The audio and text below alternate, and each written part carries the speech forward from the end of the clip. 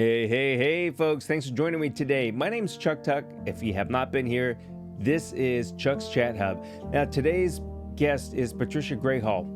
We're going to talk about her book, A Place for Us. Now, this book actually takes place in a London pub in 1981 between Joe and Lauren, and they have a fleeting moment of love, and then they part.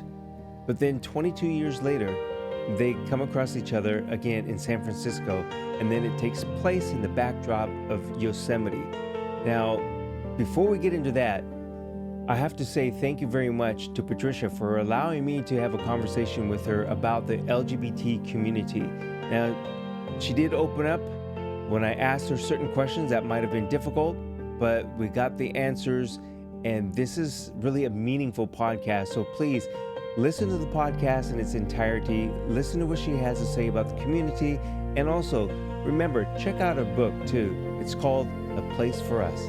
But before we get started, remember, if you're a pet owner, please have your pet spayed or neutered, and let's get started. Hi, Patricia. How are you doing today? Excellent. I'm doing well, and you? I'm doing pretty good.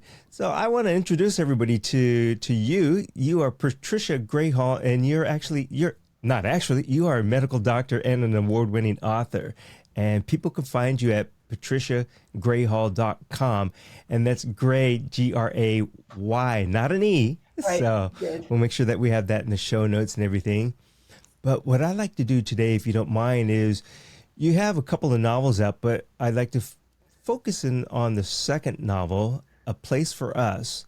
And that was just published, I believe, in June of 2025. So we could get into that book, and I know you have one that kind of leads into that, so we could talk about that a little bit as well. And the important part about this, I think, is discussing how this new book of yours really celebrates the resilience of those who triumph against all odds. So that's very important. And then the other thing too is we're still struggling with the fight for equality, the visibility for people. So if we could touch on that. Sure. So, A Place for Us, my latest novel that came out this month, the core of it comes directly from my experience with my wife, trying to find a country in which we could live together legally. She is British and I'm American, and at the time that we got together for the second time, actually, it was 2003. And that we could not live together legally in our home countries because neither the UK nor the United States recognized same-sex couples for immigration. Canada did, but only if we could prove that we had lived together for a year as conjugal partners. And of course, we couldn't do that in either of our home countries. So it was a catch-22. So part of the book is devoted to that conundrum and how we overcame those obstacles. But the inspiration for this book actually derived from my previous book, which was Making the Rounds, which was a memoir. And that one was, speaking of resilience, that one was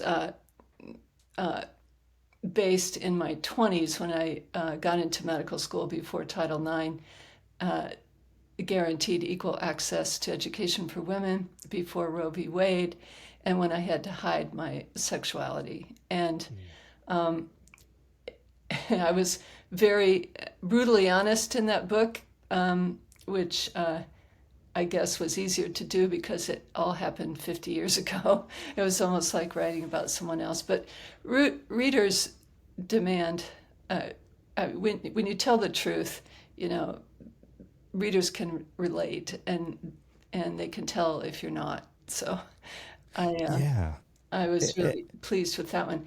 But, in that book, it got a lot of awards and was one of Kirkus's best books of 2022. But the thing about it is that the feedback that I got from readers was more important to me than awards. I heard from readers who said, that they could really relate to or see themselves in the book and felt less alone, and that's what really warmed my heart. But then they said, so okay, so where's the sequel, what's next? And Well, here it comes. yeah, so I just didn't think I had another memoir in me. Writing the first one was pretty wrenching, and also the closer you get to current times, the more privacy becomes an issue. So and the thing is, I'm pretty old, and I've had a lot of experiences and made lots of mistakes and learned from those mistakes. Have a lot of stories, and one of the more dramatic ones was, how my partner and I coped with not being able to be recognized, in our own countries as a couple, and so that spawned a place for us, which I'll tell you about in a minute. But it that's when I discovered autofiction, which is all writers draw from their own life, and this book is no exception. It's like Grace Paley said, write from what you know and write into what you don't know. So I I went beyond my own experience to take on some issues that I thought should be discussed in the queer community, like how normal, intelligent people can sometimes find themselves in abusive relationships because it's very complicated. There's love, there's good times too, and hope that the partner will change, which sometimes traps people and keeps them from acting in their own self-interest. So that was one of the issues that I took up, and fiction allows me to do that, and Well, I want to throw in there that although we're talking about LGBTQ community, this can really, as you said, the truth allows people to relate to it. And this is a truth of love, acceptance, equality, right. which I think every single person in some form or fashion can relate to. Right. So, Yeah.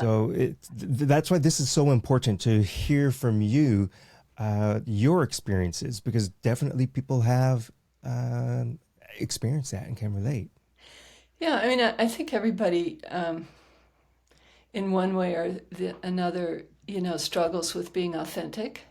Hmm. I think all of us, regardless of our sexual orientation, hide some aspect of ourselves.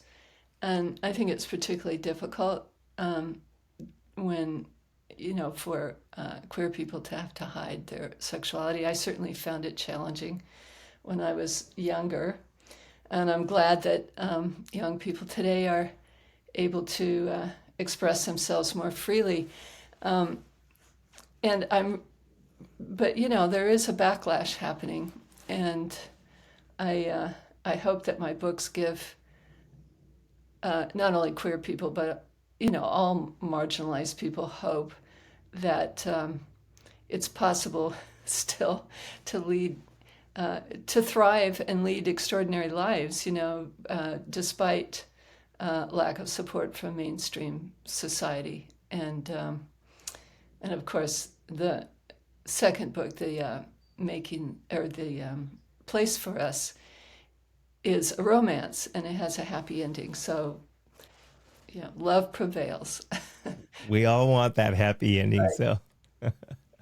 I know you really touched on every aspect of what we're going to talk about. I want to ask you a personal and maybe a controversial type of a question, if you don't mind. And this is apart from your book, but this is with the queer community. And like you said, you're happy to see that the younger people today are maybe a little bit more open. Maybe can't say more accepted. It's just more open. But my question really is, do you feel that the young people have given themselves permission to experiment, or they're afraid of um, the opposite sex. And I ask this because my experience from friends and friends' kids and stuff who said that they were gay. Mm-hmm. Then later they're not, and I know that there's that controversy between, oh, they choose to be or they don't choose to be, but it seems like that a lot of people now are choosing because they want to experience life and see who they are first, and they don't actually, this sounds bad, believe it or know that they are Mm-hmm. um, queer. Right. Is that offensive or does that make sense? No, no, actually, well, I applaud the fact that young people today are freer to experiment and find out what works for them. I think that's really good. When I was 15 and I heard the word lesbian for the first time, which I felt applied to me, and this was before I had any experience with the opposite sex. I just felt in my heart that that's who I was, and Mm-hmm. I went to the library and I looked up, what that meant, and I read that homosexuality was a disease, and that homosexuals couldn't lead happy lives or hold down jobs, and I thought, wow, this is not a good thing to be. But fortunately, I didn't internalize that, and you know, and I went ahead and well, I mean, I tried to be straight, but it didn't work for me. So, Yeah, hence that question, because I had a conversation with a friend. Hopefully, he's doing well out there, and he told me that he did not know. He absolutely did not know that he was attracted to men until his senior year commencement speech. And he said when he wrote the speech and when he was giving the speech, he suddenly realized he was focusing in on speaking to all the guys out there. uh-huh. And he said at that point he knew, and he still hit it though, because this was um, it 70, 79, 80. So it Mhm. was, Yeah, I mean, I think acceptance has really increased just even in the last decade, since marriage equality, um, and certainly we're seeing a lot more representation in literature. I think it's demanded by readers that they see more of themselves in literature, and and I uh, and I think that that's that's a good thing. Anyway, you were saying that your friend didn't know it until until he was kind of senior year. senior Yeah. year. Well, that frequently happens. I mean, I have um, a number of my peers who are as old as I am. They actually, I mean, had feelings for same sex, when they're in young adults and teenagers, but they didn't feel free to act on it and got married. Mm. And it wasn't until after they'd had their kids and had been married for sometimes 20 years that they realized they just couldn't go on this way, and they had to express their authentic selves. So, that was very true with a lot of lesbian friends of mine and of my generation. Can I ask you something along the lines that, because um, if you could put yourself in your friend's shoes, was there resentment not about, was there resentment about conforming and having a family and having children, or was there some sense of happiness and joy that they had the chance to have a Oh, family? yeah, I think actually uniformly that all of them were happy that they had children. I mean, that really wasn't in question. Okay. But I think, they, I mean, now, of course, one can be a lesbian and have children. It's not, one doesn't exclude the other. Yeah, that's very true. Um, Now, part of your story growing up, like I said, a different time from now. I'm not saying you're old because you look fantastic. If people are not watching the video, you keep saying your age and old. I'm Well, going, I am can't be that 75, and I didn't old. start writing until I was 70. So, you know, but now I'm on my fourth book, so I'm on a roll. Keep it coming. Keep it coming. Uh, you know, being again a different generation and the difficulties that you've had, and like you said, now uh, I think that the younger generation are giving themselves permission to experiment or seek is not the right word, but to be themselves. Hmm. I think is very helpful. But there's still these there's still the fight for equality Yeah. and being accepted. What is it that you can see from your experience from the past to the present that um, some of the fight is for the equality and to be visible? Is it that? Well, Uh, yeah. I mean, obviously, there's a backlash that's occurring with this administration, and just sort of putting the kibosh on all diversity programs, and even some censorship of the promotion of LGBTQ books on social media and such. I just think that it's for the queer community, and this is not just the queer community, because it's really many marginalized people, that it's two steps forward and one step back, and we're currently going backwards.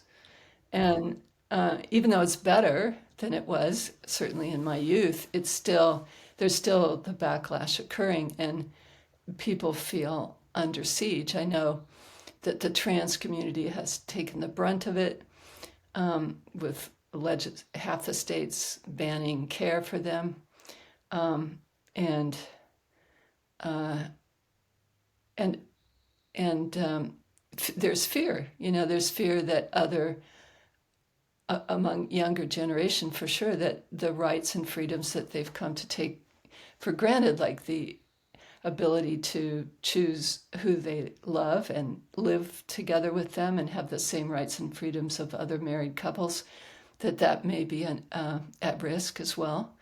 So, there's a feeling, there's a lot of fear, and I think the thing that needs to be done is to band together in community and with allies, and resist all forms of tyranny in big ways and small ways. For example, I was listening to NPR, I think, and there was a woman in Georgia. She was a teacher, elementary school teacher, and her principal came in, and she had this poster on the wall that said, it was hands of different colors, and it said, all people, everybody is welcome here. And I guess she had a fairly diverse classroom. And the principal told her to take it down. We don't do diversity anymore. So she took it down. And then she slept on it. And the next morning, she came in and put it back up again. And it's, just acts like that to resist, this kind of authoritarian repression. I think that hopefully will get us through the next few years. yeah, repression. It again, this is just an outsider looking in. It certainly seems like you're saying, in the past, in our times, our days, it was if you're gay, it was we ignore you. Today, it's not we ignore you, we fight you. We're going to stop you type of situation. Yeah. That's what it seems like to me. Well, yeah, that's an interesting point, because it does seem like, I mean, queer people have become more visible in all their manifestations. And now there's a lot more choices of what you can call yourself, how you identify. And it's that visibility has provoked a backlash from fearful people who, lack empathy and understanding, I think. And basically, that, I think it's that visibility perhaps that has made it more, the hate more visible. Yeah, more fearful and everything, because now you hear, it wasn't in the past that you wouldn't hear people say, oh, you can't be around my child because it's going to rub off on them. Today, it's kind of like that. It's so ridiculous, yeah, as if that would happen. I I had a woman who was in my hiking group, a straight woman, and she said to me, I had to, stop myself from laughing, but she said, gosh, I've never met a lesbian before.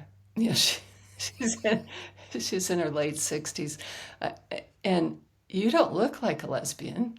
It was like, I was like, oh God, And so I said to her, you have. There are lesbians among your friends and colleagues. They just didn't feel comfortable telling you. So. And you know what she's thinking? Mm-mm. Right. I would know. Yeah. I never would think you were a lesbian. It's like, oh, geez. Oh my gosh. Yeah, we Yeah. come in all kinds of presentations. We are, everywhere. That's true. And the funny thing is, your comment just now about this woman, it's like, well, what do you expect us to look like? Uh-huh. Do you think we're going to have, 3 eyes or 2 nose? We are people. We are humans. We are just like you. Right, exactly. And have this, similar diversity. And of course, there are some lesbians who look very masculine, and I think that they draw the ire of people who don't like anybody who steps outside the norm. So they're the brave ones, really. Taking that risk, being so visible.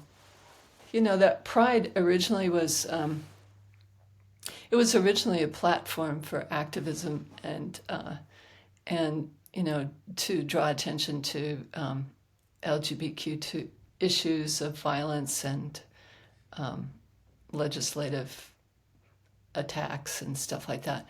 And then it got rather commercial, and big corporate sponsors saw it as a marketing opportunity. But now, I think it's probably good if it returns to its original purpose. And, also part of it was to be visible and to be proud of who you are and, celebrate that. Well, the community. It's really about community, I think. Yes. And also and it gives, to feel part of community, for sure. And I think parades such as Pride Parade allows people on the outside to maybe look inside and say, hey, not so different. Mm-hmm. We do look the same. We are the same. We like the same things. Right. And I think it allows that. So correct me if I'm wrong on that, but that's just how I feel. And I hope that it gives people the opportunity really to experience that and to enjoy and to all come together. Right. Yeah. I always liked it when, the parents came out, the P-flag parents, and, the police department and the fire department and, and the teachers, and, it's sort of like, we're here, and we're queer and we're proud. Yeah. I feel like I want to put you on the spot and ask you a question. Oh, no. Not like, May I? And you can choose not to answer this. okay. And I ask this because this happened in my community. And it was, well, of course, it was during the month of June, but it wasn't this year. It was a few years back. And they were going to have a small gathering. But they released flyers of what they had seen elsewhere, someplace else. And it was more to do with the men and less to do with the women and their form of dress. And I'm not talking about cross-dressing or anything like that. It was just the risque dress and their outwardly sexual behavior that people were against. And I think that, personally, I think that is hurting the LGBTQ community, is the handful of people who may is overtly or outwardly express those type of feelings, and then people associate that with everyone. Uh-huh. Yeah. Well, it certainly doesn't apply to everyone. I mean, it's Right. not something I would ever do or my friends would do. It's just, some men want to do that, and that's just some men, It's really not representative of to cast all queer people in that group that want to be overtly sexual. I mean, it's just like if you read romance novels now, whether they're gay or straight ones, I mean, there's a lot of overt sex in them. It seems like it's getting more and more. People are trying to outdo each other with their elaborate sex scenes. And, it's like, it's just, some people want to see that and express that. And perhaps they feel freer to do that. But a lot of people don't. Right. Sort of have gotten to the point where when I was writing the romance novel that I wrote with my partner, Golden Years and Silver Linings, I read a number of romance novels, and because I was learning the craft, and I'd come to these scenes, and sometimes I would just go, roll my eyes and skip it, because it's so over the top. So if people don't like what those few men are doing, don't watch, look away, whatever. The reason I asked that is I wanted people to really understand that that is not how everyone is, and it doesn't matter your sexual orientation. I Right. think it's just something in general Yeah. that people, the general populace, don't care to see in public. It's okay to do it behind the closed doors, but I just wanted everybody to understand that no, this is not how everybody in that community behaves. So don't Well, associate, some of those negative things with that. yeah, absolutely not. For sure. And I would think that, lots of lesbians would find that cringeworthy. So, hence I said it was the men. Yeah, yeah. Now, jumping back to your current book, what is it that the readers can actually get out of this novel? So just to tell you a little bit about it. So Joe is, and I have to just remind you that the readers that the characters are not me and not my wife. They're have different characteristics and in some ways behave differently. But Joe is an environmental attorney and ambitious, and Lauren is a free-spirited adventure seeker, British, and they meet in a London pub in 1981, and they have a brief but intense romance, but it's cut short by the fact that Joe's ambition, she doesn't want to move to the UK, even if she could, and immigration barriers and the vast ocean. So, but they keep in touch, although they never see each other again until 22 years later, when they both have other partners, and Lauren's partner suggests that they go to San Francisco and stay with Joe and her partner to save on hotel costs while they visit the West Coast. And Joe reluctantly agrees. Not sure, because both of their relationships are unhappy. And, it feels like a bad time to have guests. But anyway, it does happen. And their yearning for each other becomes stronger than ever. But they have to deal with the fact that they're in these other relationships. And so part of it is untangling that. And it also, that's where the part where I insert stuff about partner abuse comes in. But anyway, once they decide that they want to be together, then there's this conundrum of like, where can they do that because of the difficulty of no country offering them sanctuary as a couple. Yeah. So what I hope that readers will take out of this is, first of all, it's suspense. It's romantic suspense. So it kind of keeps the reader, turning the page on edge. And then there's a happy resolution. And the message, of course, is that love will find a way, regardless of the obstacles. Love is love, and it will prevail. Yeah, well, I'll say just the short clip of what you were telling us about the book intrigued me, drew me in. I'm heterosexual, but that story is a familiar type of a story for everyone to read. Well, my critical reviewers, that reviewed it before it was published, all of them were straights. Well, most of them. And, they found it compelling. So I think it'll have appeal to a wider audience.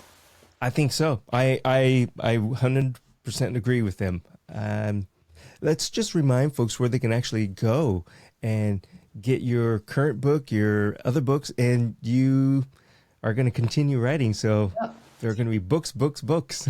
Right. So Making the Rounds, my memoir, and A Place for Us is distributed by Simon & Schuster. So it's everywhere, in bookstores, on Amazon. And both of them have audiobooks, although the audiobook is, there's a glitch right now with Amazon, but it's available at Barnes & Noble and all other outlets. Basically, print book, audiobook, and ebook are available for both books. Okay. I'll make sure that I have links to the books and to your website. Great. And all the links are on my website, too. Excellent. Yeah. So let me ask you this. What are your hopes for the queer community in the next 2 years? Well, I just hope, everybody survives, really. Yeah. I hope, the administration has shut down the teen suicide hotline and has really targeted the trans community, really wishing to essentially extinguish them, and so I just hope that especially young people, can make it through and have hope that this will pass. As I said before, in my books, I've been through hard times before and thrived, and these young people can too. They can still form their communities in safe places with allies and get through this.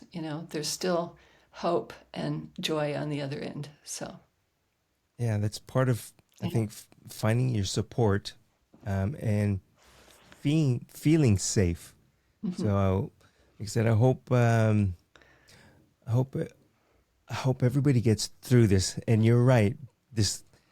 I don't want to get the political, but yes, this current administration is making it very not friendly. Right. But don't give up hope and find the community. Yeah, and this isn't just applied to queer people. I mean, a lot of populations in the U.S. are under siege right now. Like you said, the marginalized, and I'm glad you had said that. It's really about the marginalized folks. Indeed.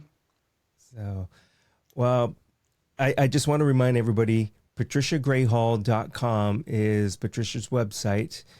She is a medical professional. She is a professional, award-winning author. Definitely go check it out. And I think the book is going to resonate with a lot of people, whether you're straight or not. So I agree. I just want to say this has been very nice, a nice conversation about this.